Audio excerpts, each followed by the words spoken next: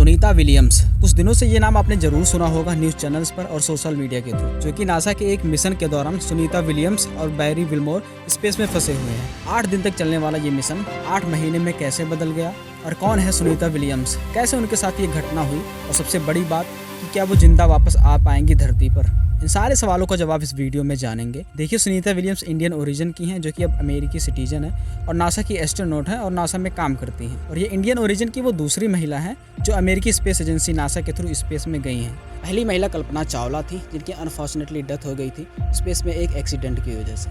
Sunita Williams का जन्म America में ही हुआ था, लेकिन इनके जो पिता थे दीपक पांड्या, वो भारत के गुजरात से थे, जो कि अमेरिका में एक डॉक्टर थे। सुनीता विलियम्स की पूरी पढ़ाई अमेरिका में ही हुई थी। अब इनके अलावा बैरी विल्मोर जो है वो भी नासा के एस्ट्रोनॉट हैं और अमेरिकी एयरफोर्स के एक एक्सपीरियंस्ड पायलट भी हैं, जो कि सुनीता विलियम्स के साथ स्पेस में गए हैं और आज की डेट में दोनों के दोनों वहीं फंसे हुए हैं। Astronauts Sunita Williams and Barry Wilmore in space for almost 80 days with Sunita Williams and Barry Wilmore, the two American astronauts who are stuck on the International Space Station.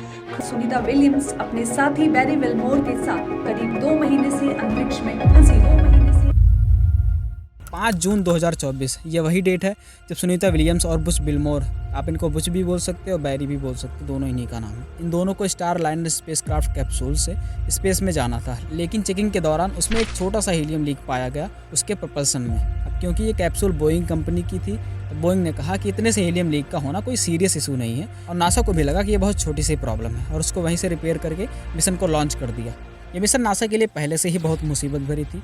5 जून के पहले कई बार इसको लॉन्च करने की कोशिश की थी नासा ने। सबसे पहले इसको 6 मई को लॉन्च किया जाना था, लेकिन उसके ऑक्सीजन वार में कुछ गड़बड़ी की वजह से लॉन्च को डिले कर दिया गया था। उसके बाद मिशन को 1 जून को लॉन्च होना था, लेकिन तब भी उसमें हीलियम लीक की प्रॉब्लम आ रही थी। उसके बाद 5 जून को फाइनल डेट डिसाइड होता है, जैसा मैंने अभी वीडियो में पीछे बताया आपको। देखिए, हीलियम एक स्पेस क्राफ्ट के लिए बहुत इंपॉर्टेंट होती है। इसको कूलिंग सिस्टम की तरह यूज किया जाता है।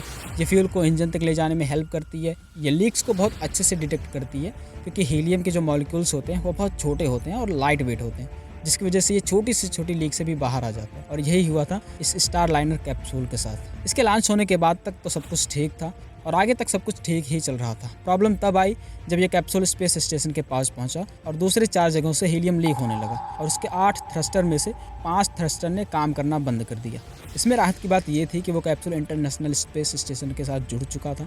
सक्सेसफुली वो दोनों वहाँ पर पहुँच चुके थे। यहाँ थ्रस्टर को आप ऐसे समझ सकते हैं कि स्पेस क्राफ्ट को एक पोजीशन से दूसरी पोजीशन में लाने के लिए थ्रस्टर का यूज किया जाता है। स्पेस क्राफ्ट को घुमाने के लिए, एक जगह स्टेबल रखने के लिए इसी का यूज होता है। लेकिन जहाँ ये मिशन मैक्सिमम 14 दिनों का था, वही आज 3 महीने होने वाले हैं उनको वहाँ फंसे हुए। और ये पहली बार नहीं है कि जब कोई एस्ट्रोनॉट वहाँ पर अपनी मिशन से ज़्यादा टाइम तक रहा हो। 1992 के बीच में पॉलिटिकल इश्यूज़ की वजह से एक मिशन को 311 दिनों तक बढ़ा दिया गया था। तो ये बहुत ज़्यादा कोई सीरियस इशू नहीं होनी चाहिए।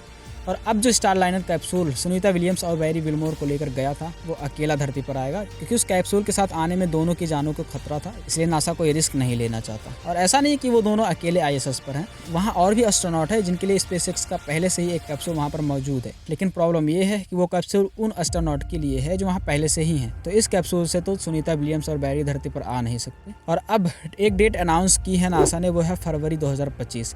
मतलब अब ये दोनों 5 महीने बाद धरती पर आ सकेंगे। और इस मिशन के लिए स्पेसएक्स अपनी एक एयरक्राफ्ट क्रू ड्रैगन भेजेगा, जिससे सुनीता विलियम्स और बैरी विल्मोर धरती पर आ सकेंगे। लेकिन एक सवाल ये भी है कि जहां ये मिशन 8 दिनों तक चलने वाला था, वो 8 महीने में बदल चुका है। तो अब वो दोनों 2025 तक कैसे सर्वाइव करेंगे? तो इस चीज़ को नासा ने पहले से ही क्लियर कर दिया है कि वहाँ ऑक्सीजन और खाने की कोई कमी नहीं होगी।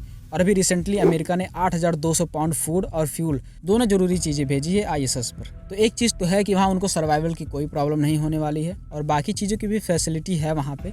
जैसे सोने के लिए वो फर्श या फिर दीवार पर सो सकते हैं, क्योंकि वहाँ पर 0 ग्रेविटी होती है। और 0 ग्रेविटी की वजह से ही उन दोनों को डेली 2 घंटे एक्सरसाइज करना पड़ेगा, क्योंकि 0 ग्रेविटी की वजह से मसल्स और बोन्स जो होते हैं उन पर स्ट्रेस बहुत कम पड़ता है। तो उम्मीद है कि ये दोनों एस्ट्रोनॉट सुनीता विलियम्स और बैरी विल्मोर दोनों सक्सेसफुली 2025 में धरती पर आ जाएंगे।